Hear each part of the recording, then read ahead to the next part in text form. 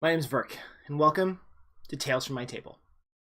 This is basically where I talk about my stories from my D&D games and my kind of random musings about what I think about situations that happened. Sometimes good, sometimes bad, sometimes all over the place. Whatever. I currently run two games. One, a high-level Eberron game. Well, my version of Eberron, which is kind of a bastardization. And the other one, which is a Dragon Heist game. Much lower level, also in my awful Eberron setting. Maybe I should run a video on my Eberron setting. I don't know. We'll see. If you think so, put it in the comments. Anyway, in both of my games, I have two very high charisma characters. One is Render, our paladin, who is a super high charisma.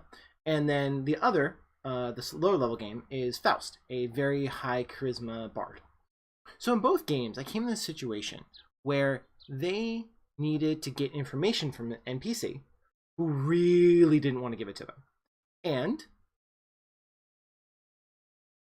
I didn't let them roll for it. Yeah, I know. But hear me out. It's not like I was like, haha, screw you, you can't use your awesome persuasion ability. No, that's not what I'm talking about. Basically, I felt like what they said wasn't good enough to convince the NPC to give up their information. Let me give you the example. First, let's talk about the paladin, right? The paladin it just kind of happened, this weird circumstance where they were on this flying pirate ship, because it's Eberron, and he was trying to find out if they had just fought a bunch of fiends. And so he cast a spell to find fiend, undead, or celestial, right? And it was just kind of to check to see if anything bad was still around. But what he didn't know was that the captain was one of those things. So of course it pinged on his spell, right? The paladin takes the captain aside and is talking to him, right? And he's like, "Who are you?" Not my voice, his voice. He chose it, not my fault. He's like, "Who are you?" And the captain's like, "I'm me, what does it matter?" And the paladin's like, "Who are you really?" And the captain's like, "Doesn't matter." The paladin's like, "But no, really, who are you?" Okay, so it's not that he did anything wrong, it's just that it wasn't convincing. This is a secret this captain has kept for maybe a millennium. You know what I mean? Like, it's been a long time. I'm sorry, I'm not going to have him roll. Now, let's go to the other side of it. Faust, our bard, needs to get something very precious from an NPC that he's very close to. The guy raised him and all that kind of stuff. But, so, backtrack. In my setting, 5 drops of blood, freely given, basically is a powerful item that lets the person do powerful magic on that character, right?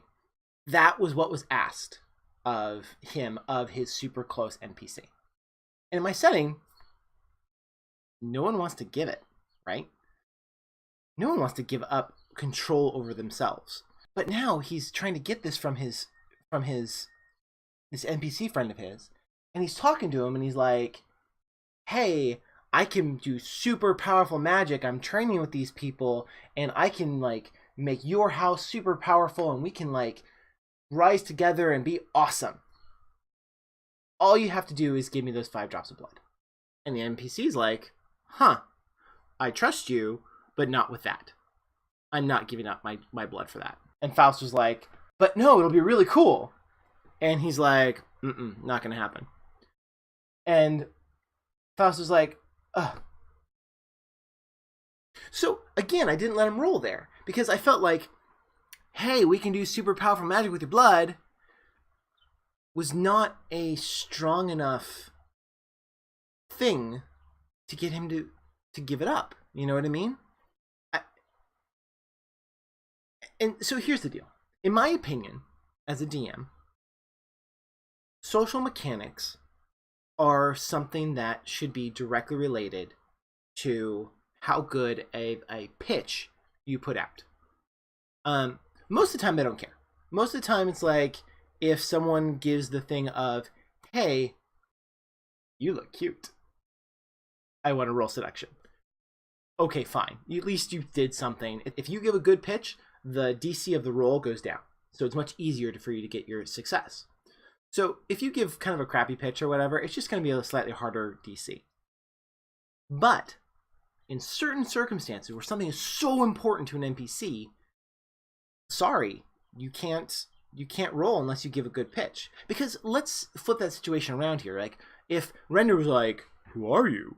and he's like, "I don't want to tell you," and Render's like, "I'm gonna roll," and he rolls a natural 20. Like, what do I do? Do I just give him then the information that he wants? Well, that feels anticlimactic. That feels unreal. That feels not fun. Whereas, and then the same thing with Faust, right? If Faust asks for his NPC of, "Hey, we can do cool magic, just give me your blood," and he rolls a natural 20, and the NPC's like, "Oh, sure, here you go," and like cuts his wrist and gives it to him right there, it's like, did you really work for that? But what would have happened, right? Like, if Faust would have rolled the 20, then he would have given the blood, and ta-da! Storyline over. You did the thing. Good job. Yay. I don't know. Feels weird. So, there's a podcast I listen to called Happyjacks. There'll be a link down below. They're great. They talk about all sorts of weird RPG things, and they interact about stuff. They have a wide diversity of hosts. It's great. But anyway, they talk about social mechanics a lot. And the thing that is kind of the consensus is, why does someone who actually have to have real life social ability to roll on a character? And that's a good point, right? Like, in combat, you don't make someone stand up and swing a sword at you to see if they hit, right? Or to make that DC easier. You just roll. And that's a great point. Yeah, I guess that makes sense. But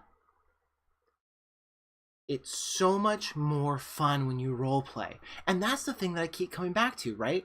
If we just want to roll dice, we can go play, like, Descent the board game. Or one of the Dungeons & Dragons board games, you know, like a Castle Ravenloft or whatever. Something where it's not a role-playing game. Role-playing games are role-playing to me. And I try to encourage that with my players. I try to make that part of it. I want us to rise together as a group to be better at role-playing. I don't know, does that make sense? I think so, because it's more fun for everybody, right? No one gets super excited when they roll an average roll and they hit the goblin. I mean, yeah, you might get excited when you make the roll and you crit on the big boss, the final thing, and rah! But no one cares when it's just a normal hit.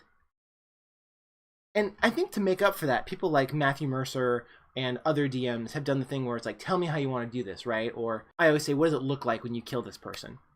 As a way of like giving a little role play, like encouraging a little role play in combat.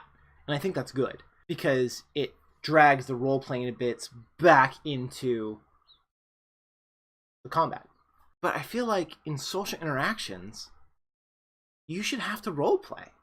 I mean, I guess if someone's super socially awkward, and doesn't want to have any kind of real interactions with people, that's their choice, right? Like,